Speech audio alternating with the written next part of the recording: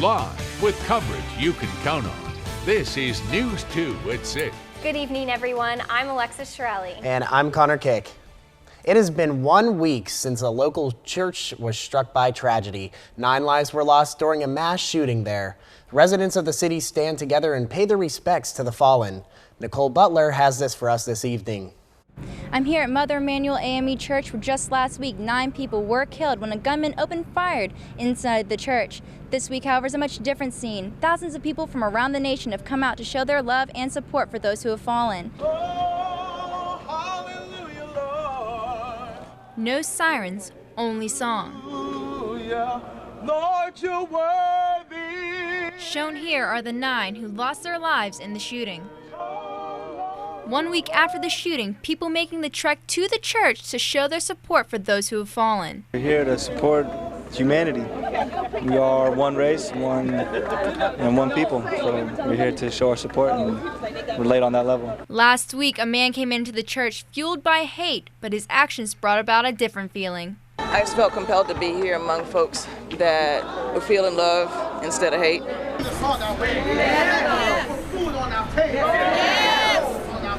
Many coming together to pray, bring flowers, and sing songs of worship.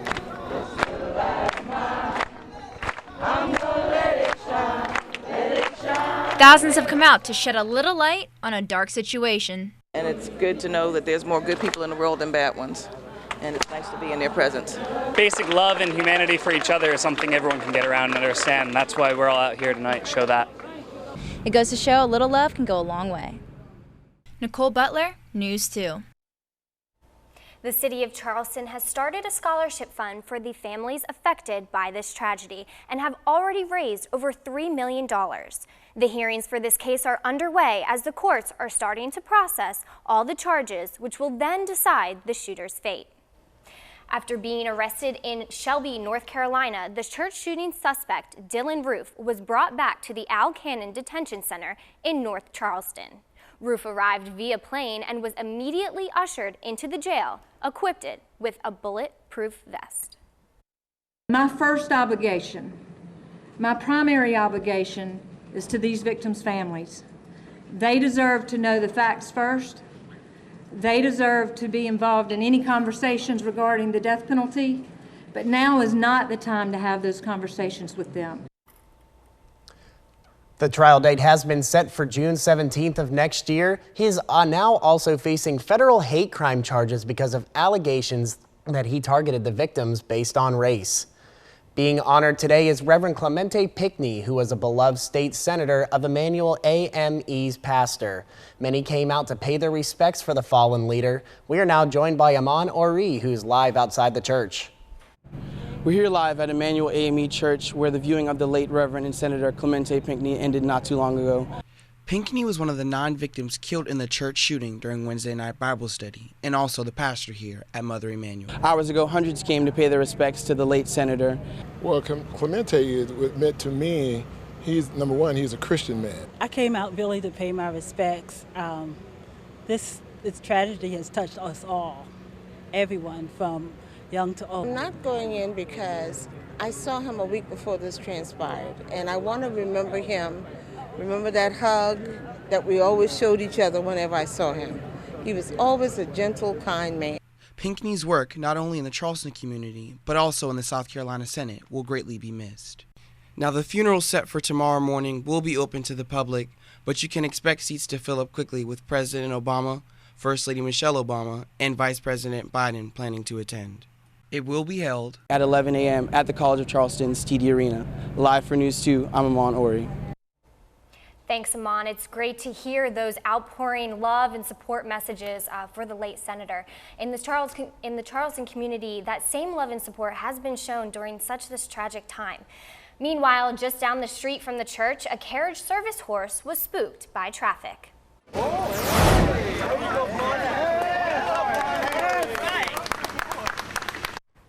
This is Blondie, the carriage horse who was spooked on Friday. Luckily, a rescue team was able to lift Blondie up and help him stand on his own 4 feet again. We want to hear from you. Head to our Facebook page to participate in our poll on this debate on whether or not you would like to continue to see carriage horses in downtown Charleston. Coming up on News 2 at 6. The debate continues at the State House on the Confederate flag. Find out why some wish to take it down while others hope it continues to fly. Sage Speaks take us to where all the action is at the State House in Columbia when we return.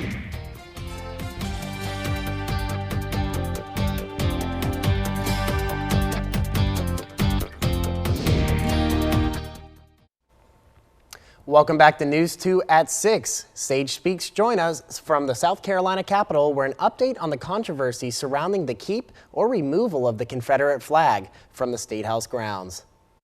You could go in a restaurant and sit down and eat. Where that flag was flying at, they would lynch me. That same flag you got on your shoulder. So you represent that hatred for having that flag on your shoulder. Over 300,000 Southerners died following that flag in the battle. What did they fight for? They fought for their homes, they fought for their families, they fought for their state because the South was invaded by a Northern army. The Confederate flag here in the state capitol might be seeing its last days in the South Carolina sun.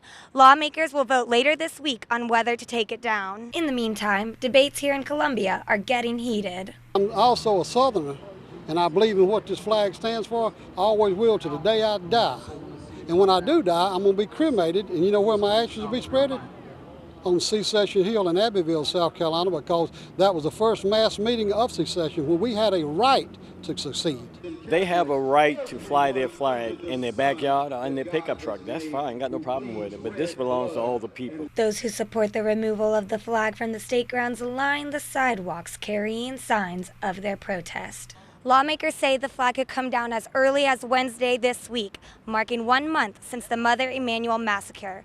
In Columbia, Sage Speaks, News 2. Thanks, Sage. Now we go inside the State House where Governor Nikki Haley signs the bill, officially removing the Confederate flag from the grounds.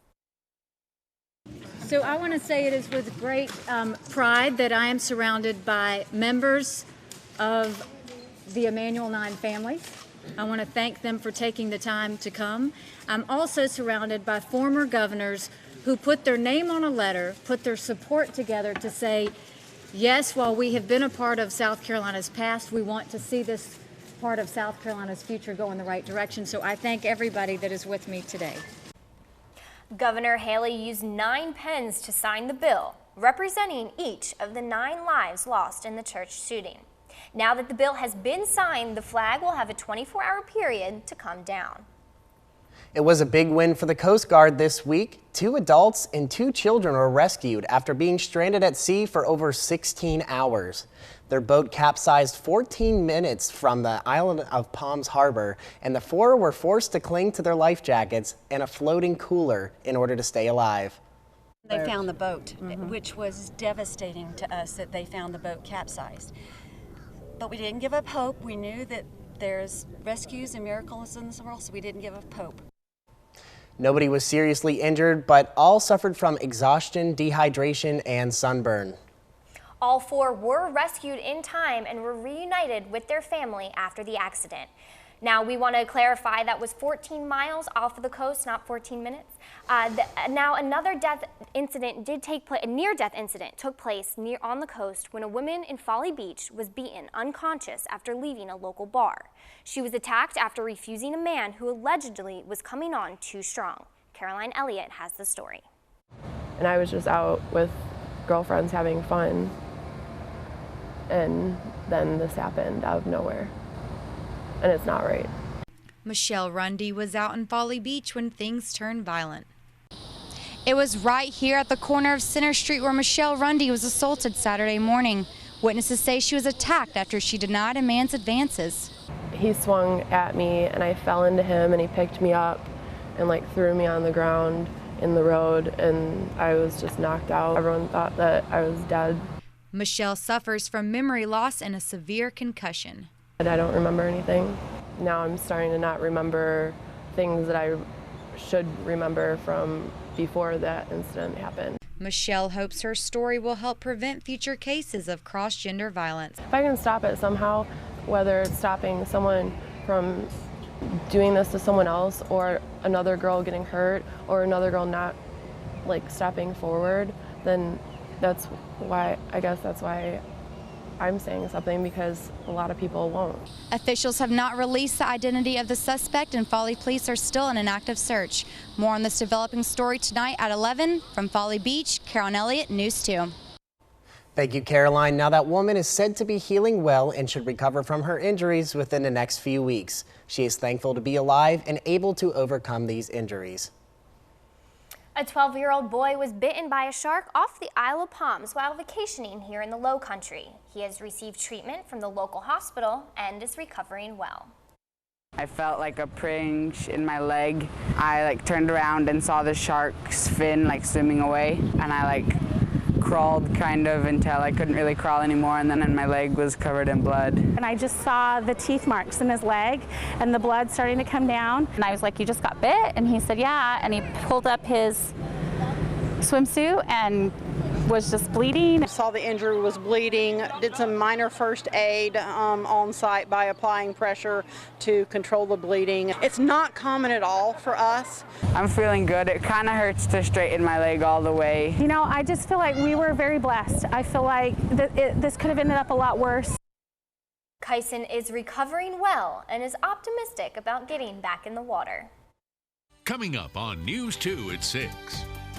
Now, we've finally seen a break in the heat and humidity, but how much longer will this great weather be sticking around? I'll have all those details in the full 7-day forecast coming up soon. Stay tuned.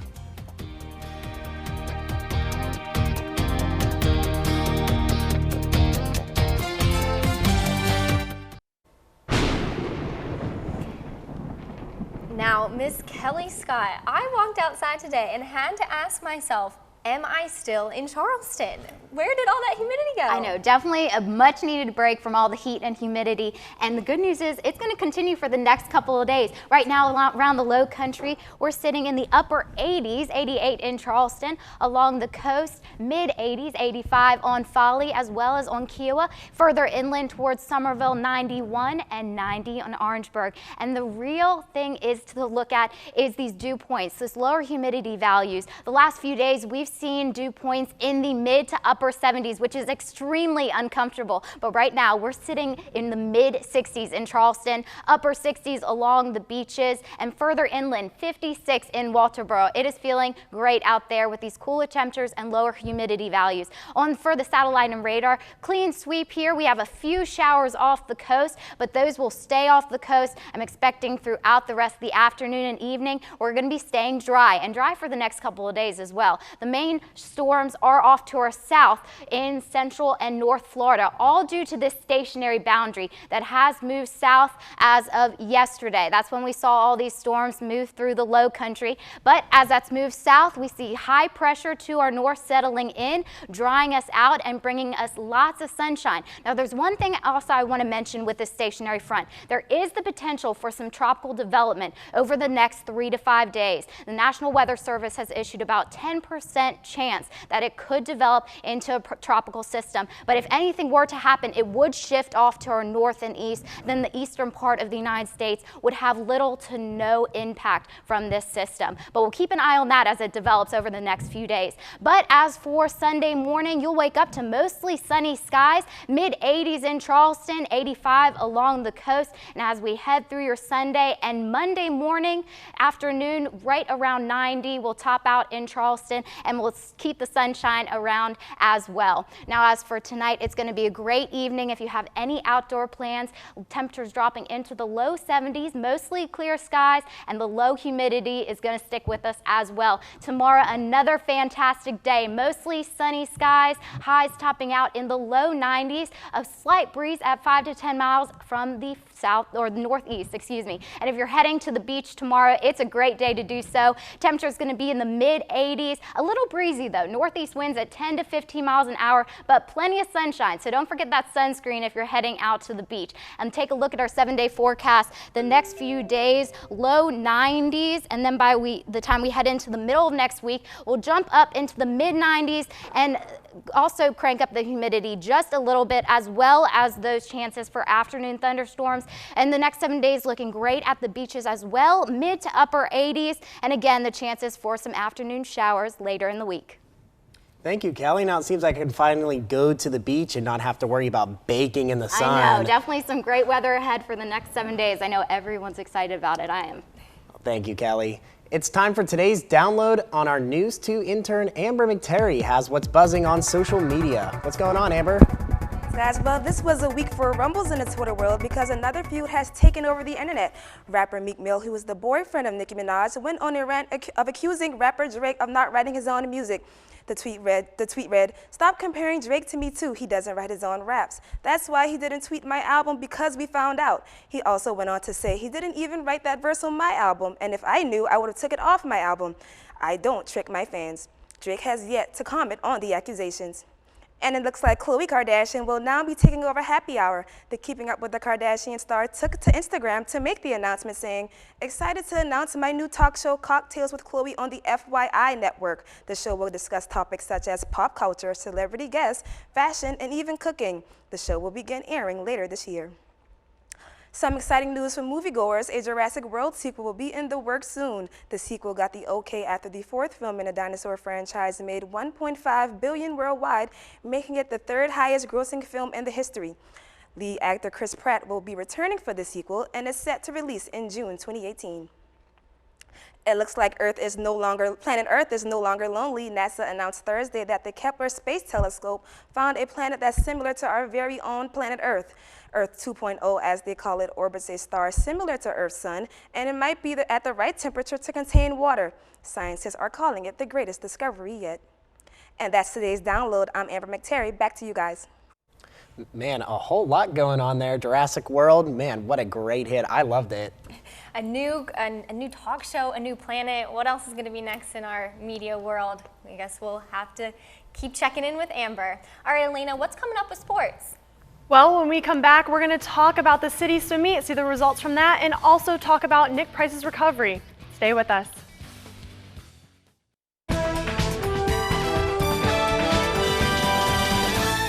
Welcome back. I'm Elena Lanson. This past weekend, Crowfield Country Club was packed for the end of the season City Meet Championship. Despite the heat and humidity, more than 1,000 swimmers competed over the 3-day meet, varying in ages from 7 years old to high school graduates. No matter their age, their goal was to swim fast, each having a different mindset when stepping up to the block. Just like trying your hardest and having fast arms. Everybody, get in your focus mood. Get in that mood. Don't be all hyper and waste your energy. I don't really have any pressure right now. I'm just in it to have fun at the moment. It's my last one, so might as well enjoy it.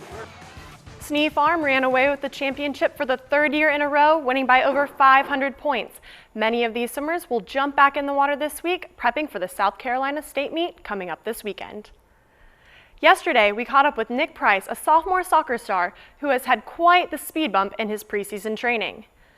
In January, the 16-year-old was diagnosed with a brain tumor that was thought to be inoperable. But 2 miracle surgeries later, things are looking up for Price. Just 2 days after his second surgery, he was up on his feet, dribbling his soccer ball up and down the hospital hallways. His determination did not stop there, bringing him back to the soccer field only 2 weeks later. You know, I kind of guessed for myself that I would be out here as quick as possible. Maybe it's a little earlier than I expected, but I'm not too shocked about it.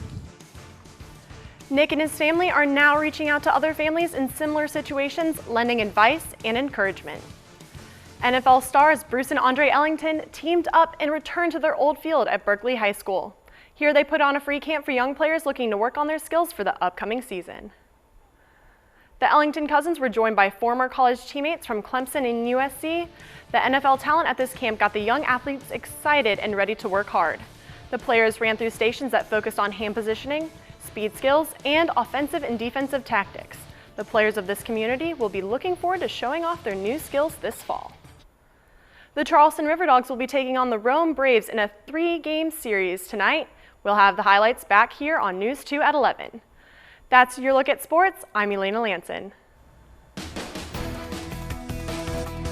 New tonight at 11, authorities are investigating who fired shots at a church earlier this week on James Island. Deputies say they found 5 bullet holes at Mount Sinai Evangelistic Church. And that's all the time we have tonight. Thank you for joining us. The news continues online at counton2.com. Nightly news is next. We'll see you back here at 11.